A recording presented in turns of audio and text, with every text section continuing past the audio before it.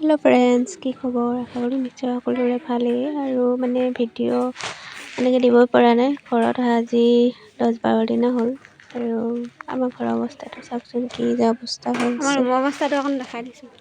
মানে একদম মানে ৰুমৰ অৱস্থাটো দেখাই দিছোঁ। মাৰটো পঠিয়াই দিব লাগিব। অৱস্থা নাইকিয়া কৰি থৈছে।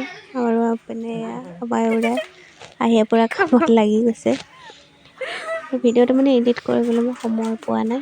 এনেকুৱা কেইদিন কাম মানে, আৰু ময়ো কৰিব পানী পৰা আছে নাই। ভালে, পানী দুইজনে মাৰি দিলে সোনকালে তোকে কৈছোঁ, সাৰি পেলাই কথা কৈছোঁ। কৰিব পাৰিলে ভাল হয়, কামবিলাক সোনকালে হেৰি কৰে। কিন্তু মই এতিয়া কৰিব নোৱাৰোঁ, তেওঁ অকলে কৰিব লগা হৈছে।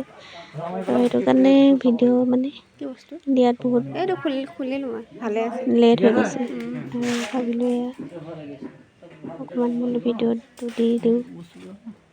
আৰু অৱস্থা চাওক, ৰুমৰ গোটেই নিগনি কুটি অৱস্থা নাইকিয়া কৰিলে গোটেই। গ'ল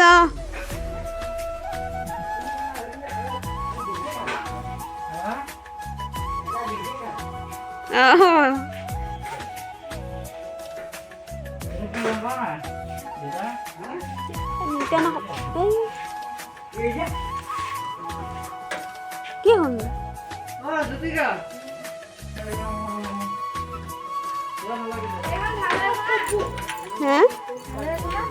তাকে চাইছোঁ অৱস্থা। এইফালে যেনে তেনে গোটেই বস্তু উলিয়াই দিব লগা হ'ল।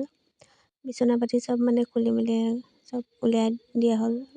এয়া মানে খুৰাক আৰু ভতিজাকে পূৰা চাফা কৰাত ব্যস্ত। আমাৰ ভতিজাও লাগি গৈছে দেই, আহি পেলাই পূৰা কামত খুৰাকৰ লগত চাফা কৰা একদম ব্যস্ত হৈ গৈছে। গোটেই ৰুমৰ বস্তু উলিয়াব লগা হ'ল মানে, এনেকুৱাই লেতেৰা হৈ আছিলে। কাপোৰ কানি চব উলিয়াই দিয়া হ'ল। আৰু মানে বাহিৰৰ ৰুমটো অলপ ভালেই হৈছে, দেউতা যিহেতু সাৰি মেলি থাকে। বাহিৰৰ ৰুমকেইটা ইমান লেতেৰা হোৱা নাই, কিন্তু আমাৰ ৰুমটো তলা মাৰি থৈ যোৱা হৈছিলে যে ভিতৰত পূৰা নিগনি বা সাজি মানে অৱস্থা বেয়া কৰি থৈছিলে। আৰু এয়া পূৰা চাফা কৰাত ব্যস্ত।